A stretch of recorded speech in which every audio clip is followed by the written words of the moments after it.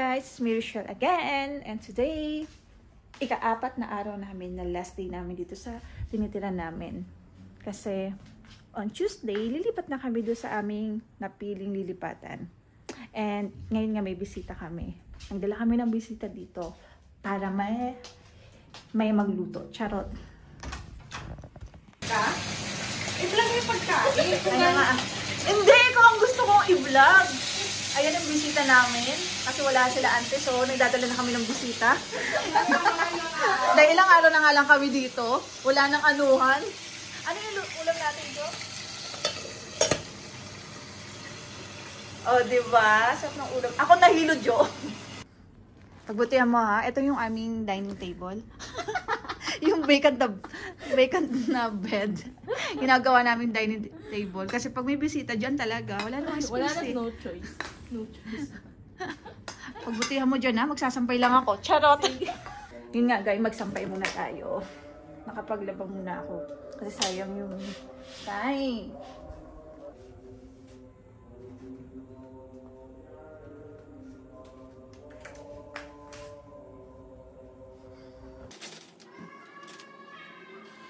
Wala akong biglang ganyan. Wala akong lunch. Ay, oo nga pala kasi kumain kami ng kanin.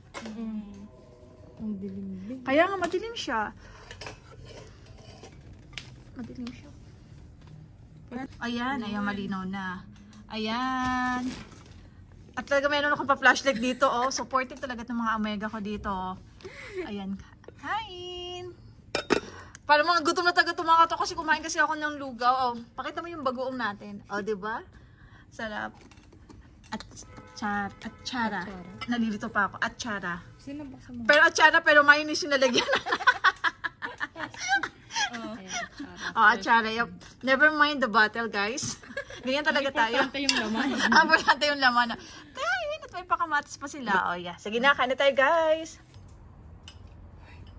Parang mangga pa lang ang tsaka ano. Akala ko mag-iwa kayo ng sibuyas.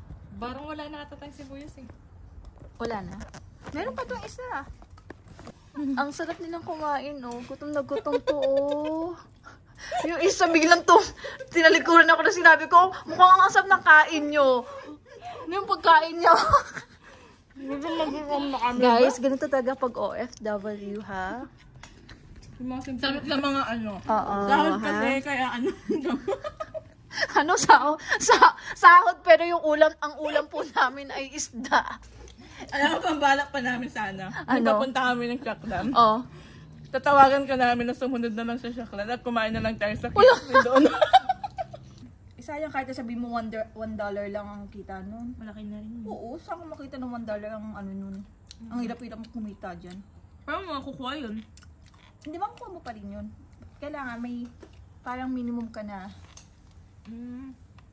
Hinaan na isda. Huwag ka magtipid sa isda. Hindi ka pa niya, kainin mo na, oh. Huwag ka magtipid sa isda. Gusto mo na. Ayun, sa inyo na yan. Hindi, Okay kainin na. mo na, Jo. Wait lang. Bilangan tayo ng isda. Wait lang, dalawang isda. 1, 2, 3, 4, 5. O, 5. O, 4 sa akin. Bakit? Kumain ako ng lugaw. Kumain ako ng tokwa. Ang usapan ito. Isda Ay, tsaka wala. Usapan natin. Sabi ko, diba busog ako? Magkakapatid. Ang dami. Ilan nakain mong isda? Isa lang. Isa lang yung hindi natira. Isa, dalawa, tatlo, apat, lima. Wait lang. Ilan yung nakain mong isda? Wait lang. Dalawa. Hindi, ilan yung nakain mong isda? Lima sa'yo. Wait lang. Tanong mo ko ilan yung ulit. Ilan nakain mong isda? Isa lang. Isa yung natira. Uy, bala ka. Basta ako, dalawang malaki lang talaga. Tapos ito, mukhang ang dami pa rin, no? 4 yan. Oo, 4. Isa nga lang. Ang laki kaya nung sa akin. Tignan nyo, mahaba yung akin. Tignan naman yung isda nila. Ang liliit. Siyempre na, ano na? Uy, tignan mo kung gano'ng kahapon. Uy, Wala naman. limited lang yung ano dyan, malaki. Huwag kayong ano dyan. O sige, 6 na. Ubusan nyo. Sa'yo yan, no? Uy, ayoko na. Sa'yo yan. Akin to. Kakalukuhan pa kami dito. Eh, haba nga ng isda ko. Sa kanila, ang liliit. Ito isa pa. Madayan, ah. Pagkain na, nagdadayaan pa ba tayo, guys? yung isda sa'yo. Ayan. After kumain, maghugas tayo. At ako ang nakatoka.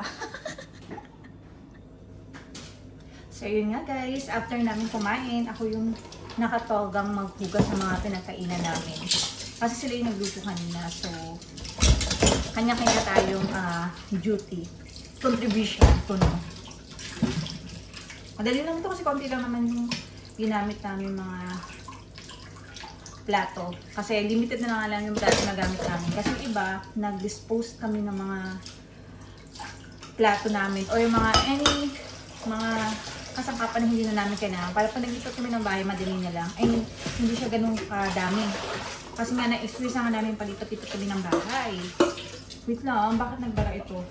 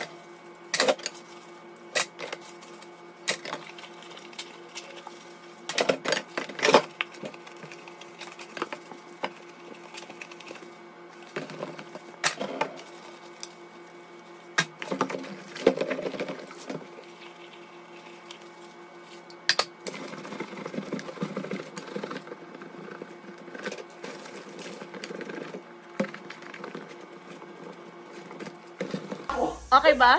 Successful ba? Okay? Okay. Successful ba? Kumain ka ng lugaw. Mukhang nabawasan yung kinain mo kanina. Successful.